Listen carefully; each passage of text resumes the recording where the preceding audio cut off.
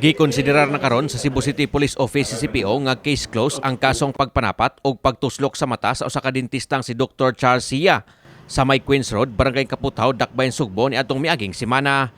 Kinihuman nga formal na nga napasakan og kaso sa kapulisan ang duha ka mga responsable sa maong krimen. Kasong serious physical injury o grave threat ang gipasakang kaso sa kapulisan ngadto sa duha ka mga akusado. Wa lang una panganli sa kapulisan ang mga akusado samtang wa pa kini malutse og warrant of arrest. Matod ni Police Colonel Ernio Dalugdog, ang direktor sa CCPO, nga ang gulong may kalabutan sa personal grudge gayod ang motibo sa mga akusado sa pagbuhat sa krimen. Kinihuman masayran nga ang usa sa mga akusado hinigugma sa usa ka babaye nga giingong gikiha sa biktimang si Sia gumikan sa utang. Nasayran sa investigasyon sa kapulisan nga adunay tulo ka mga individual nga giingong gikiha si Sia tungod sa utang ug ang duha niini na dismiss na sa korte.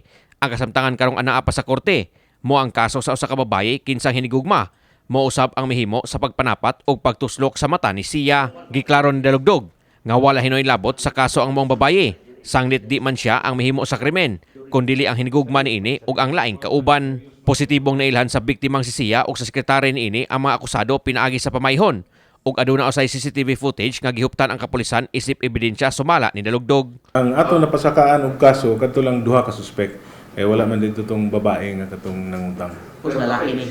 Puro lalaki ang katong atong napasaka og sumbong. Asa ko tong babae, wala to siya ito lubangon. Wala ra, pero isa gyapon na sa atong ikuan. Pero during the incident manggod, wala man siya nato makita. Ang kadto lang iyang boyfriend o katong isa ka unidentified na assailant. Samtang gibutyag ni Dalugdog nga ana-ana sa maing kahimtang ang biktimang si Sia human sa nitabo kaniya. Giingong mabuka na niini ang walang mata. Apan aduna pay kasakit nga mabati sa tuo niining mata.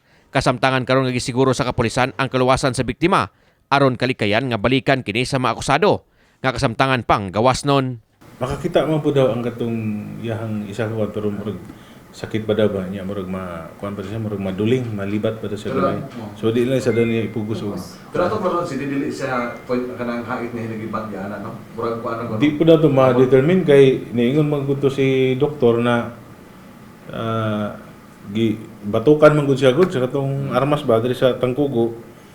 Mao to nga murag na hilo siya wa na siya kita unsa tigtuslok sa iyang mata. Kini si Greggy Magdadero alang sa May TV Cebu.